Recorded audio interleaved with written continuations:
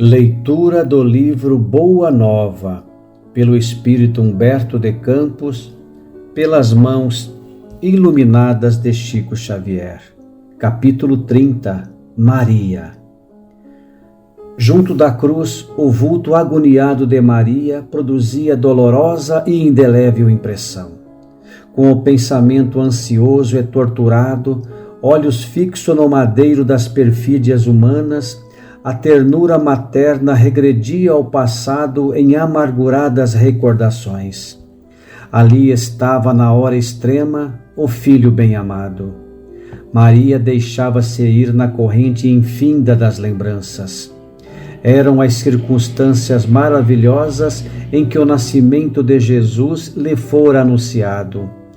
A amizade de Isabel, as profecias do velho Simeão, reconhecendo que a assistência de Deus se tornara incontestável nos menores detalhes de sua vida. Naquele instante supremo, revia a manjedoura na sua beleza agreste, sentindo que a natureza parecia desejar redizer aos seus ouvidos o cântico de glória daquela noite inolvidável. Por meio do véu espesso das lágrimas, repassou uma por uma as cenas da infância do filho estremecido, observando o alarma interior das mais doces reminiscências. Nas menores coisas, reconhecia a intervenção da providência celestial.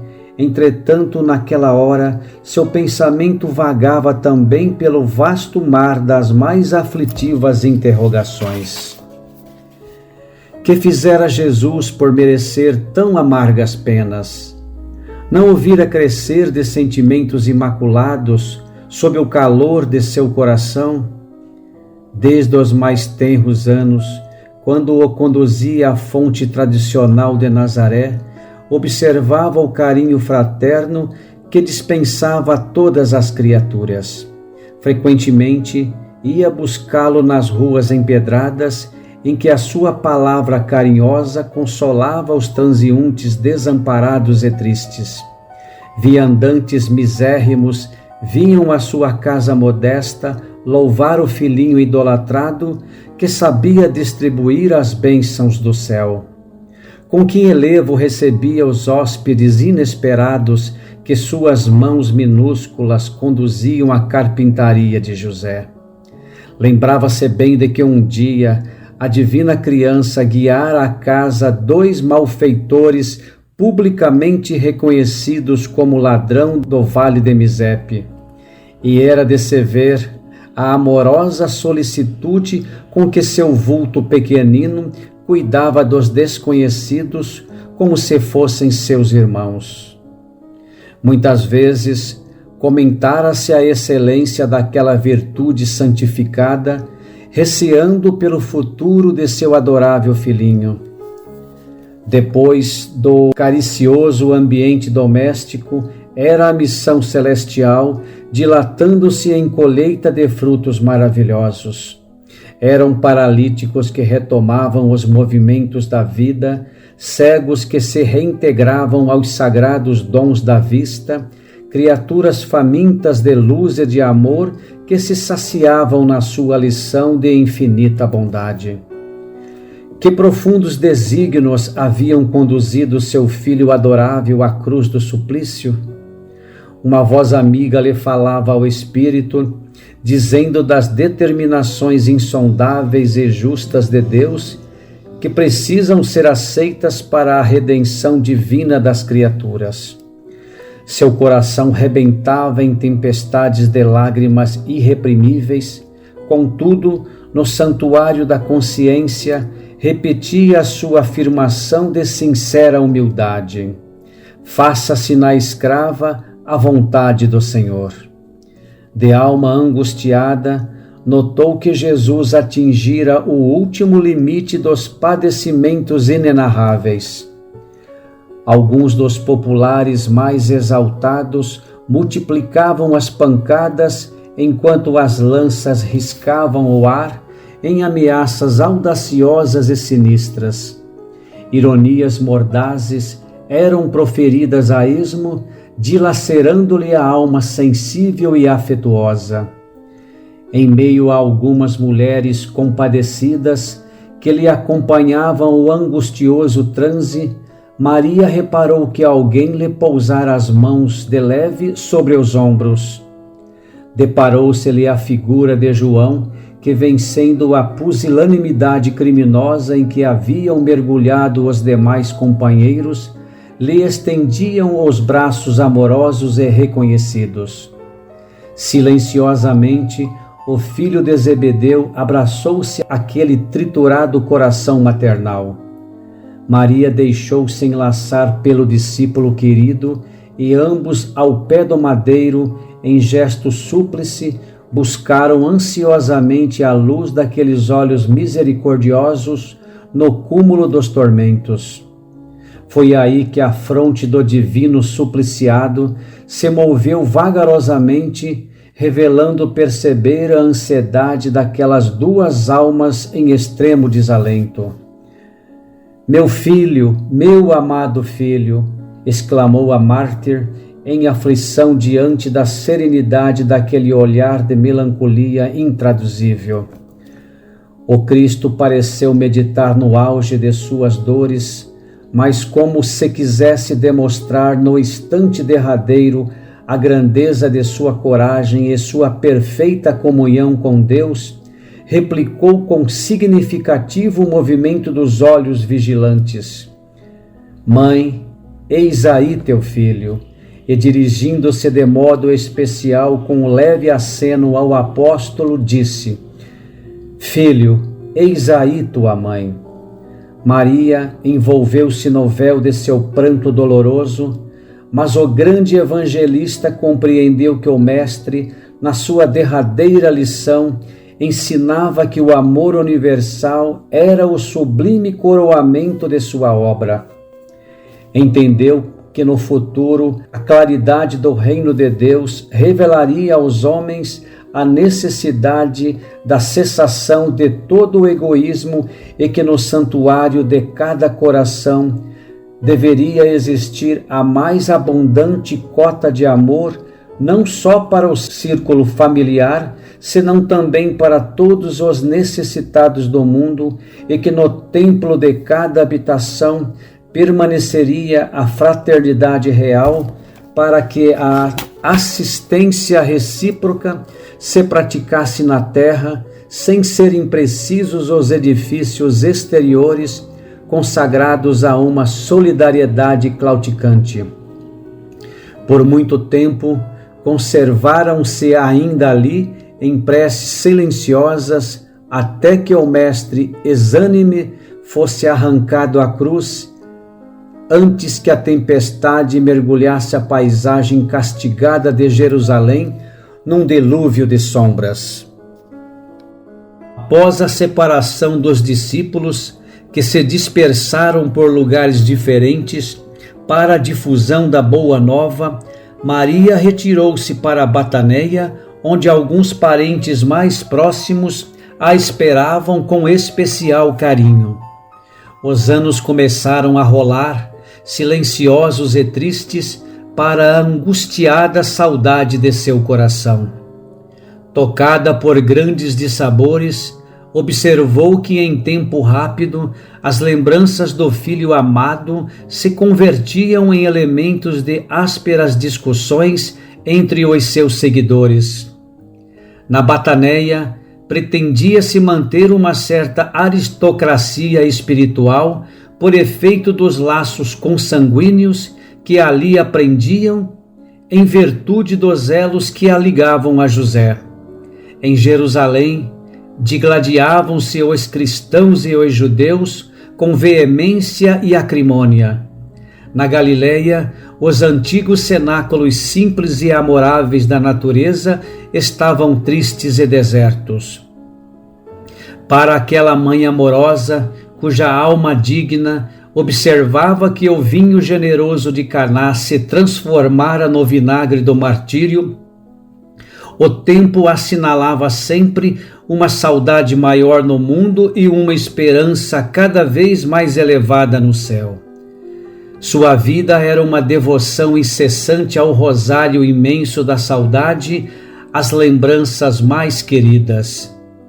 Tudo que o passado feliz edificara em seu mundo interior revivia na tela de suas lembranças com minúcias somente conhecidas do amor e lhe alimentavam a seiva da vida. Relembrava o seu Jesus pequenino, como naquela noite de beleza prodigiosa em que o recebera nos braços maternais, iluminado pelo mais doce mistério. Figurava-se-lhe escutar ainda o balido das ovelhas que vinham, apressadas, a cercar-se do berço que se formara de improviso. E aquele primeiro beijo, feito de carinho e de luz. As reminiscências envolviam a realidade longínqua de singulares belezas para o seu coração sensível e generoso. Em seguida, era o rio das recordações desaguando sem cessar na sua alma rica de sentimentalidade e ternura. Nazaré lhe voltava a imaginação com as suas paisagens de felicidade e de luz. A casa singela, a fonte amiga, a sinceridade das afeições, o lago majestoso e, no meio de todos os detalhes, o Filho adorado, trabalhando e amando no erguimento da mais elevada concepção de Deus entre os homens da terra. De vez em quando, parecia vê-lo em seus sonhos repletos de esperança. Jesus lhe prometia o júbilo encantador de sua presença e participava da carícia de suas recordações. A esse tempo, o filho de Zebedeu, tendo presentes as observações que o mestre lhe fizera da cruz, surgiu na Bataneia, oferecendo àquele espírito saudoso de mãe o refúgio amoroso de sua proteção. Maria aceitou o oferecimento com satisfação imensa. E João lhe contou a sua nova vida, instalara-se definitivamente em Éfaso, onde as ideias cristãs ganhavam terreno entre as almas devotadas e sinceras. Nunca olvidara as recomendações do Senhor e no íntimo guardava aquele título de filiação como das mais altas expressões de amor universal para com aquela que recebera o Mestre nos braços veneráveis e carinhosos. Maria escutava-lhe as confidências num misto de reconhecimento e de ventura.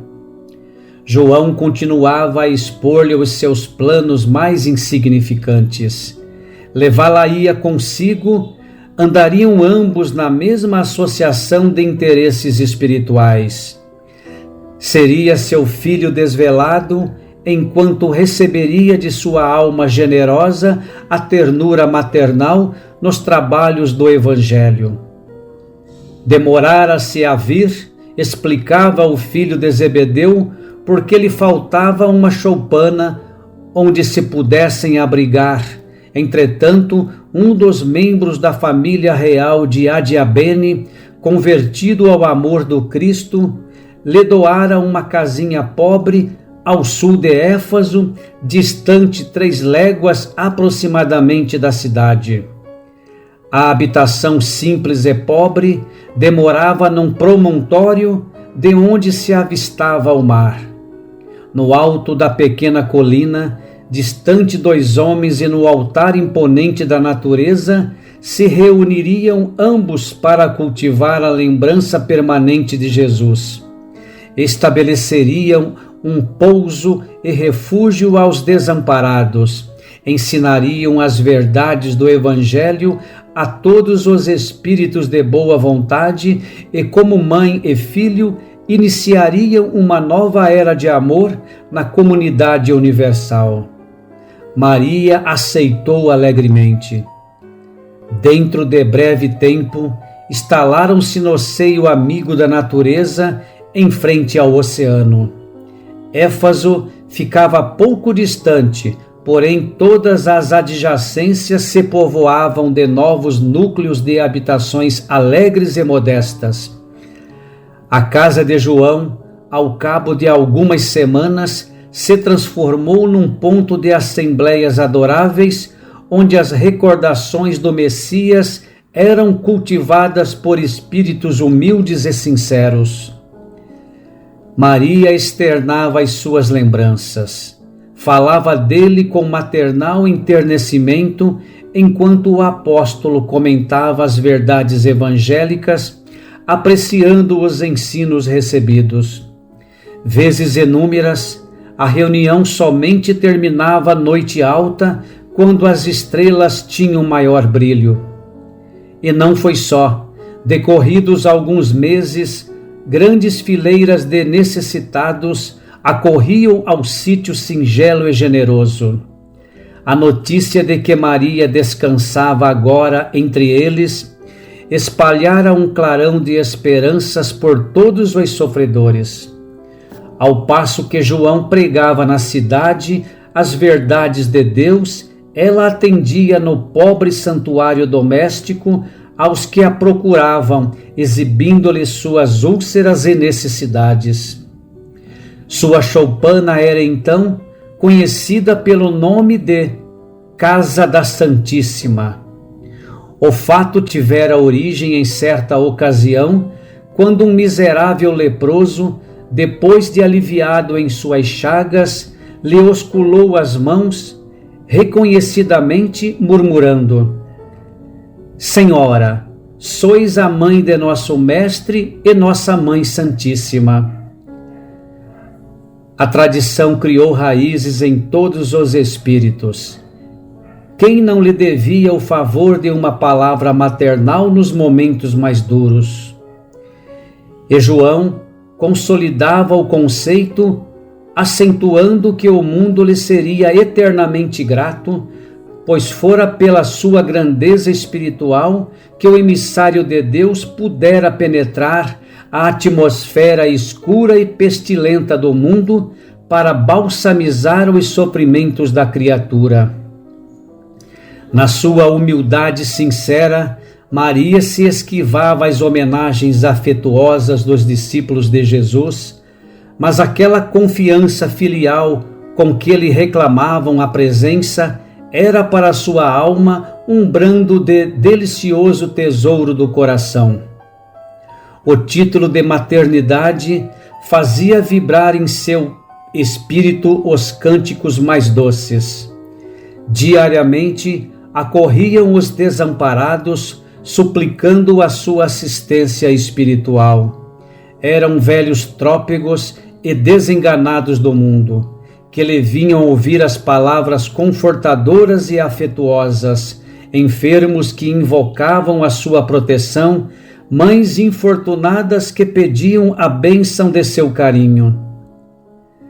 Minha mãe, dizia um dos mais aflitos, como poderei vencer as minhas dificuldades? Sinto-me abandonado na estrada escura da vida. Maria lhe enviava o olhar amoroso da sua bondade, deixando nele transparecer toda a dedicação enternecida de seu espírito maternal. Isso também passa, dizia ela carinhosamente. Só o reino de Deus é bastante forte para nunca passar de nossas almas como eterna realização do amor celestial. Seus conceitos abrandavam a dor dos mais desesperados, desanuviavam o pensamento obscuro dos mais acabrunhados. A igreja de Éfaso exigia de João a mais alta expressão de sacrifício pessoal, pelo que, com o decorrer do tempo, quase sempre Maria estava só, quando a legião humilde dos necessitados descia o promontório desataviado, rumo aos lares mais confortados e felizes. Os dias e as semanas, os meses e os anos passaram incessantes, trazendo-lhe as lembranças mais ternas. Quando sereno e azulado, o mar lhe fazia voltar à memória o Tiberíades distante.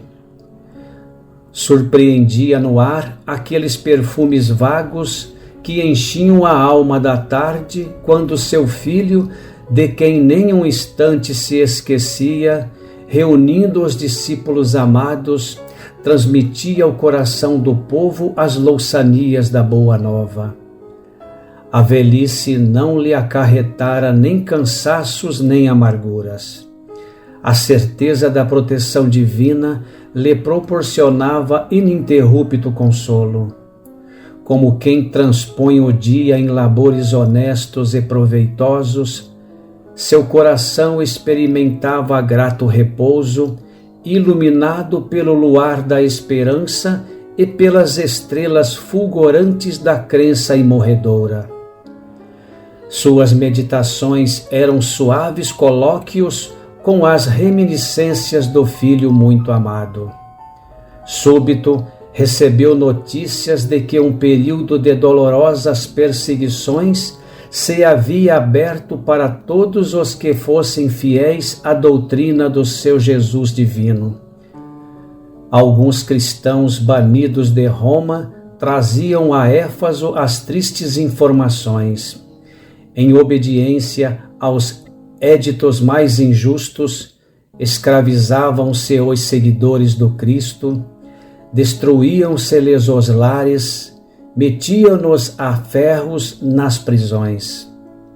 Falava-se de festas públicas em que seus corpos eram dados como alimento a feras insaciáveis em horrendos espetáculos.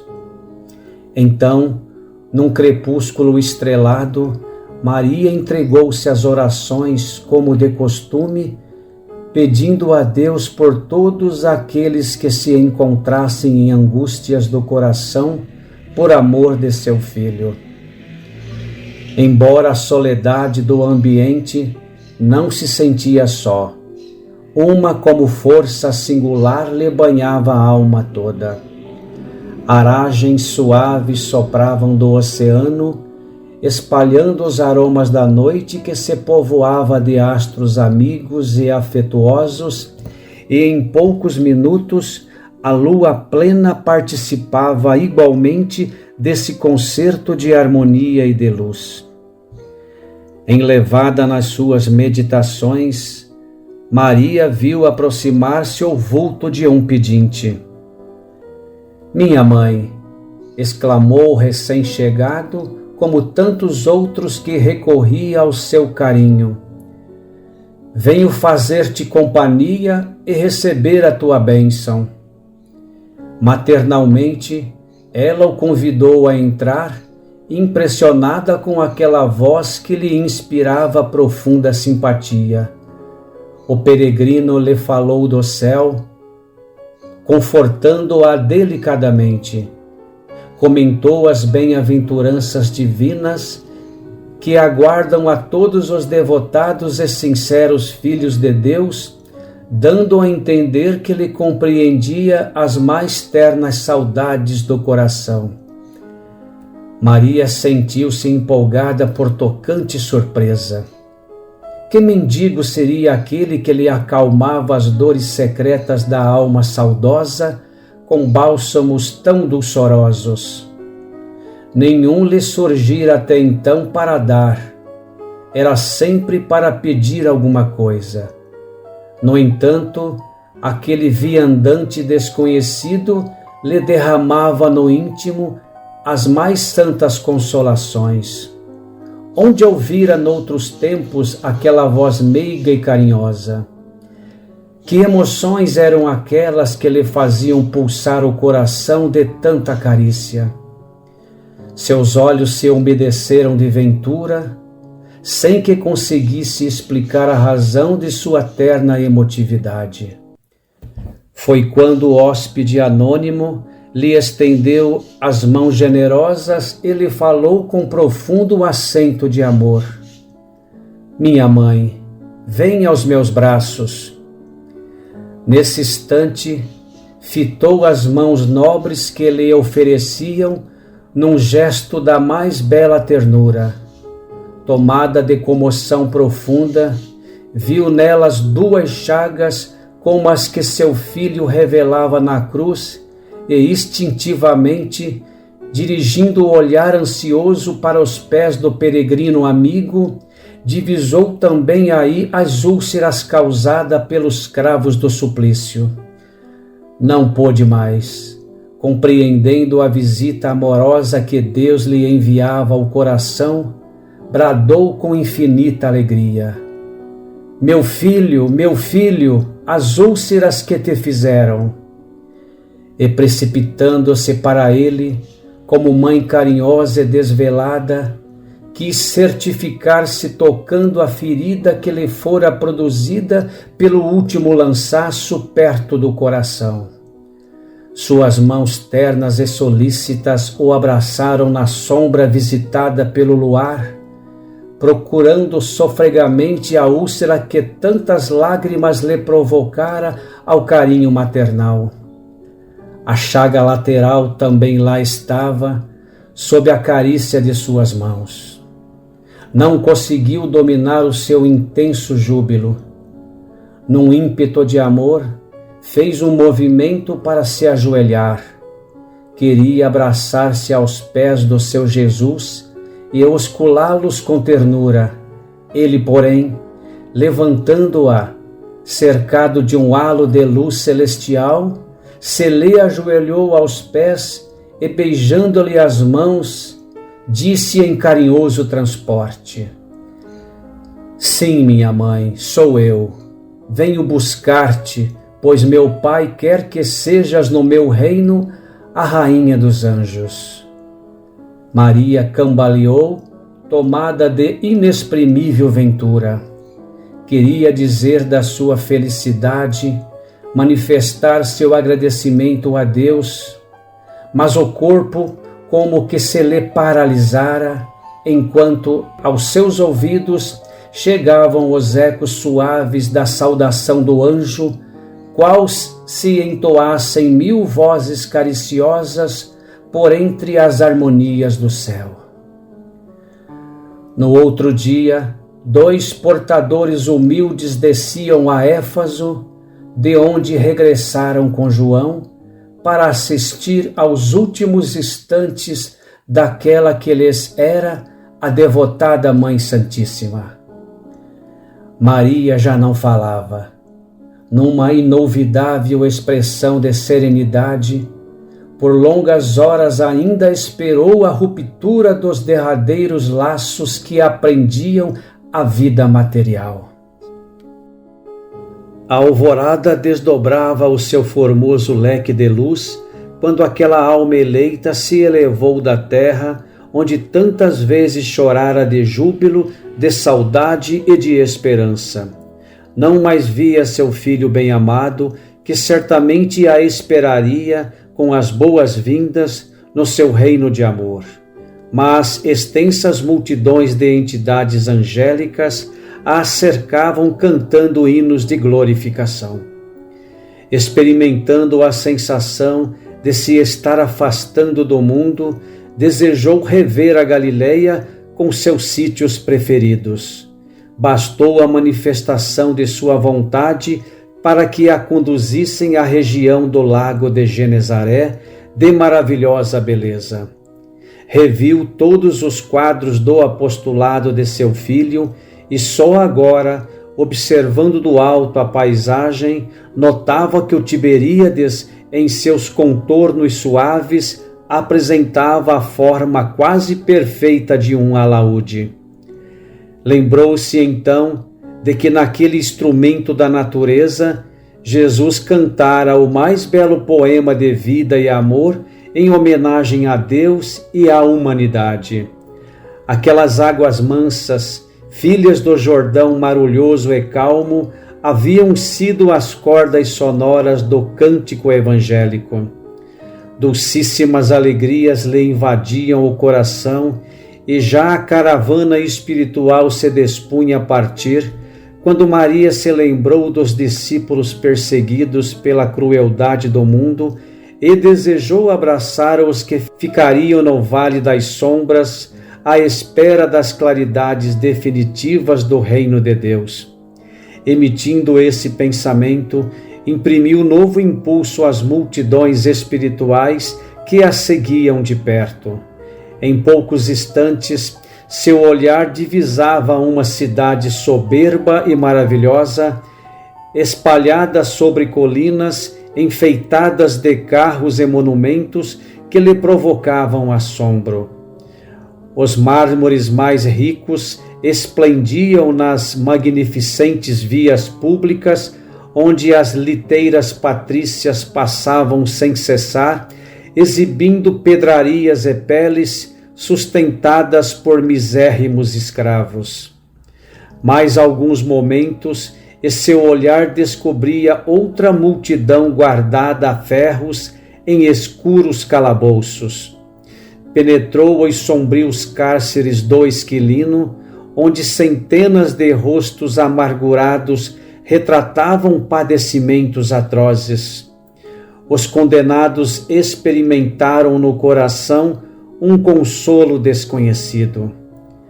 Maria se aproximou de um a um, participou de suas angústias e orou com as suas preces, cheias de sofrimento e confiança. Sentiu-se mãe daquela assembleia de torturados pela injustiça do mundo. Espalhou a claridade misericordiosa de seu espírito entre aquelas fisionomias pálidas e tristes. Eram anciãs que confiavam no Cristo, mulheres que por ele haviam desprezado o conforto do lar, jovens que depunham no Evangelho do Reino toda a sua esperança. Maria aliviou-lhes o coração e, antes de partir, sinceramente desejou deixar-lhes nos espíritos abatidos uma lembrança perene. Que possuía para lhes dar? Deveria suplicar a Deus para eles a liberdade? Mas Jesus ensinara que, com ele, todo jugo é suave e todo fardo seria leve, parecendo-lhe melhor a escravidão com Deus do que a falsa liberdade nos desvãos do mundo. Recordou que seu filho deixara a força da oração como um poder incontrastável entre os discípulos amados. Então, rogou ao céu que lhe desse a possibilidade de deixar entre os cristãos oprimidos a força da alegria. Foi quando, aproximando-se de uma jovem encarcerada, de rosto descarnado e macilento, lhe disse ao ouvido: Canta, minha filha, tenhamos bom ânimo, convertamos as nossas dores da terra em alegrias para o céu. A triste prisioneira nunca saberia compreender o porquê da emotividade que lhe fez vibrar subitamente o coração. De olhos estáticos, contemplando o firmamento luminoso, através das grades poderosas, ignorando a razão de sua alegria, cantou um hino de profundo e enternecido amor a Jesus, em que traduzia sua gratidão pelas dores que lhe eram enviadas, transformando todas as suas amarguras em consoladoras rimas de júbilo e esperança. Daí a instantes, seu canto melodioso era acompanhado pelas centenas de vozes dos que choravam no cárcere, aguardando o glorioso testemunho. Logo, a caravana majestosa conduziu ao reino do Mestre a bendita entre as mulheres, e desde esse dia, nos tormentos mais duros, os discípulos de Jesus têm cantado na terra, exprimindo o seu bom ânimo e sua alegria, guardando a suave herança de nossa Mãe Santíssima. Por essa razão, irmãos meus, quando ouvirdes o cântico nos templos das diversas famílias religiosas do cristianismo, não vos esqueçais de fazer no coração um brando silêncio para que a rosa mística de Nazaré espalhe aí o seu perfume. Assim encerro a leitura do último capítulo, dando graças a Deus.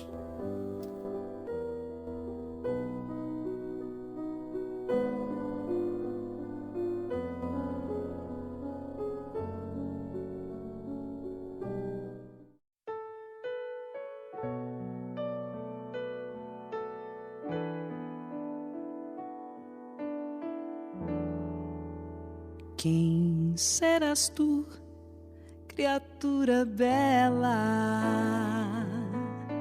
que encheu meu quarto com tua luz?